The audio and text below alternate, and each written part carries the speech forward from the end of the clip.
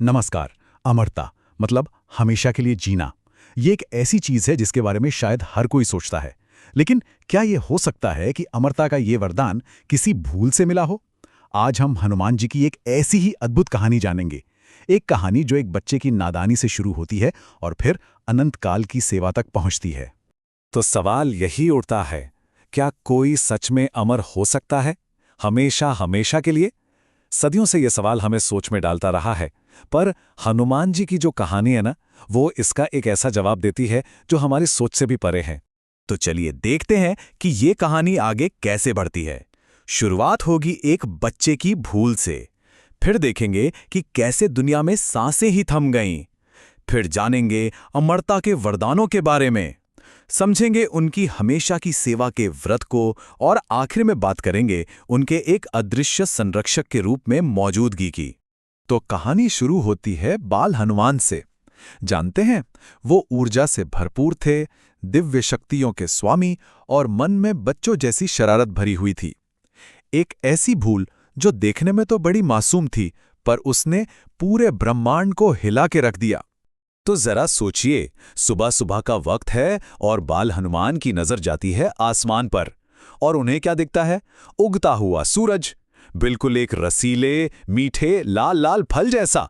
अब एक बच्चे का मन, भूख भी है और उत्सुकता भी, तो बस मन में ठान लिया कि ये फल तो खाना ही है।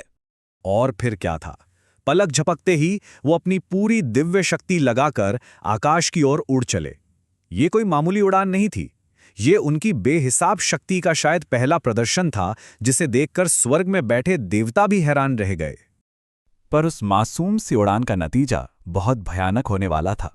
एक ऐसा नतीजा जिसने सच में पूरी दुनिया की सांसें रोक दी। देखते हैं कैसे।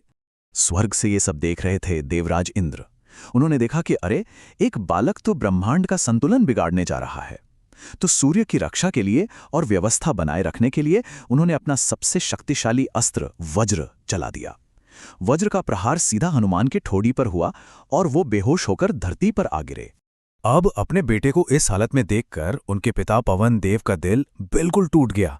और फिर वो गुस्सा, एक पिता का गुस्सा जिसकी कोई हद नहीं थी। उन्होंने गुस्से में एक ऐसा कदम उठाया जिसने पूरी सृष्टि को, मतलब पूरी दुनिया को घुटनों पर ला दिया। उन्होंने धरती से सारी हवाएं खींच ली। एक पल में ही सब कुछ बदल गया। हवा नहीं, सांस नहीं, कोई आवाज नहीं। हर जीव तड़प रहा था। पूरी सृष्टि एक भयानक सन्नाटे में डूब गई। विनाश बस एक सांस दूर था। इस महासंकट को देखकर सारे देवता पवन देव को मनाने पहुंचे, और यहीं से कहानी में आता है सबसे बड़ा मोड़।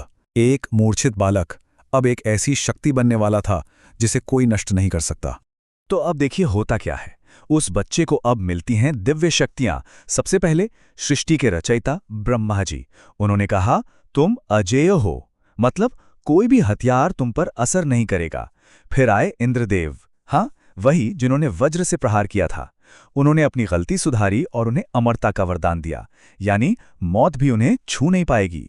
सूर्यदेव ने उन्हें ब्रह्मांड का सारा ज्ञान दिया, और बाकी सभी देवताओं ने भी अपनी अपनी शक्तियां और वरदान दिए। एक तरह से वो पूरे देवलोक की एक कलेक्टिव पावर बन गए थे। और इन सभी वरदानों के साथ ही हनुमान जी को एक उपाधि मिली, चिरंजीवी।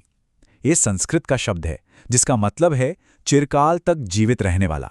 मतलब वो उन चुनिंदा अमर आत्माओं में शामिल हो गए जो युगों युगों तक पृथ्वी पर मौजूद रहते हैं। लेकिन जरा सोचिए, हमेशा के लिए जीने का क्या मतलब है अगर जीवन का कोई मकसद ही ना हो? यहीं से हनुमान जी की कहानी एक नया मोड़ लेती है, जहां शक्ति जो है वो भक्ति में बदल जाती है और अमरता को अपना एक उद्देश्य मिल जाता है। रामायण का युद्ध खत्म हुआ, भगवान राम अपने सिंहासन पर लौटे। तब हनुमान जी ने उनसे कुछ नहीं मांगा सिवाय एक चीज के। उन्होंने बस ये मांगा कि वो हमेशा राम की सेवा में रह सकें। उनकी भक्ति इतनी गहरी थी कि मोक्ष से भी ज्यादा जरूरी उनके लिए राम की सेवा करना था। हनुमान की इस भक्ति को देखकर श्री राम ने उन्हें वो वचन दिया जो आज भी गूंजता है। उन्होंने कहा, हे हनुमान, जब तक इस संसार में मेरा नाम लिया जाएगा, तुम भी इस धरती पर रहोगे और मेरे भक्तों की रक्षा करोगे। यही वो वचन है जिसने हनुमान जी की अमरता को एक मिशन दे दिया, एक मकसद दे दिया। तो ये पुरानी कहानी आज हमारे लिए क्या मायने रखती है? क्योंकि मान्यता तो यही है कि हनुमान जी का वो मिशन आज भी जारी है। वो आज भी हमारे बीच हैं, एक अदृश्य संरक्षक की तरह। तो सवाल यह है कि क्या वो सचमुच आज भी पृथ्वी पर मौजूद हैं? देखिए, करोड़ों भक्तों के लिए इसका जवाब सिर्फ हाँ नहीं है, बल्कि एक बहुत गहरी आस्था है। और ये विश्वास कई तरीकों से जिंदा है। जैसे ये माना जाता है कि वो एक अदृश्य शक्ति बनकर अपने भक्तों को हर मुश्किल से बचाते हैं। ये भी कहते हैं कि जहां भी सच्ची श्रद्धा से रामायण का पाठ होता है या राम नाम का जाप होता है, हनुमान जी वहां किसी न किसी रूप में जरूर मौजूद होते हैं। बहुत से लोगों का तो ये भी मानना है कि वो आज भी हिमालय की चोटियों पर या घने जंगलों में तपस्या कर रहे हैं। और इसी वजह से उन्हें एक और नाम से जाना जाता है, संकट मोचन। मतलब वो जो हर संकट को, हर मुश्किल को दूर कर देते हैं। ये सिर्फ एक नाम नहीं है, बल्कि करोड़ों लोगों के लिए एक भरोसा है कि जब भी वो मुश्किल में होंगे, कोई है जो उनकी रक्षा करेगा। तो आखिर में उनकी मौजूदगी का सवाल किसी साइंस या लॉजिक से परे है। ये गहरी आस्था और भक्ति का विषय है, एक ऐसा विश्वास जो आज भी करोड़ों लोगों को हिम्मत देता है और उम्मीद भी। और यहीं पे आकर ये कहानी हमें एक बहुत गहरे सवाल के पास छोड़ देती है कि आखिर हमारी आस्था में, हमारे विश्वास में कितनी ताकत हो सकती है।